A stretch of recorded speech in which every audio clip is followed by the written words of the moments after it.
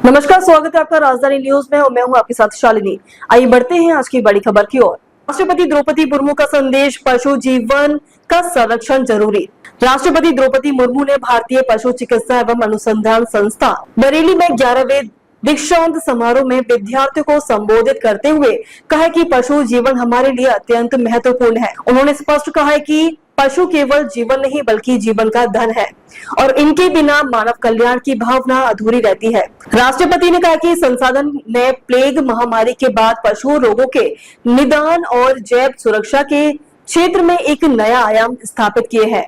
राष्ट्रपति ने अपने संबोधन में डिग्री प्राप्त करने वाले छात्र छात्राओं से अपील की है कि वह अपने ज्ञान और कौशल का उपयोग बेजुबान पशुओं के कल्याण के लिए करें। उन्होंने कहा कि पारिस्थितिकी संतुलन बनाए रखने के लिए सभी जीव जंतुओं का स्वस्थ रहना आवश्यक है। मानव, प्रकृति और पशु तीनों एक दूसरे पर निर्भर है। राष्ट्रपति ने गिद्ध जैसे विलुप्त होते प्राणी का उदाहरण देते हुए कहा कि ये रासायनिक दवाओं के अंधाधुंध इस्तेमाल का नकारात्मक परिणाम है। उन्होंने वैज्ञानिकों और नए पशु चिकित्सकों से अपील की है कि वे इस दिशा में। केंद्रीय कृषि मंत्री ने इस अवसर पर कहा है कि विकसित कृषि संकल्प अभियान के तहत देश के हर जिले में 2000 वैज्ञानिकों टीमों को भेजा जाएगा, जो किसानों को आधुनिक कृषि पद्धतियों, उन्नत नस्लों, तकनीकी खेती और बागवानी के बारे में मार्गदर्शन देगी।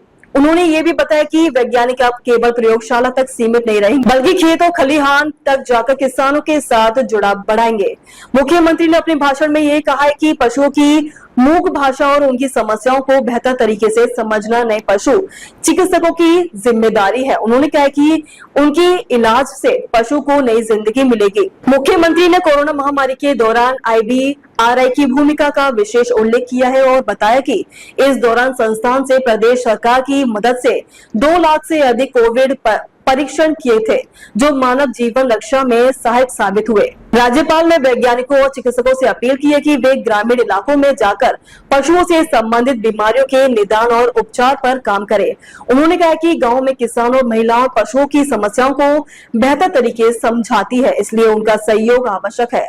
राज्यपाल ने यह भी कहा कि सरकार पशु चिकित्सा और शोध कार्यों के लिए आर्थिक सहायता प्रदान करती है, जिससे विद्यार्थियों को बेहतर सुविधाएं मिल सके। उन्होंने मेडल न मिलने वाले छात्रों को हौसला देते हुए कहा कि वे निराश न हो और अधिक मेहनत करें। इस प्रकार समारोह में सभी गणमान्य व्यक्तियों ने पशु चिकित्सा विज्ञान के महत्व और सामाजिक उपयोगिता को उजागर किया।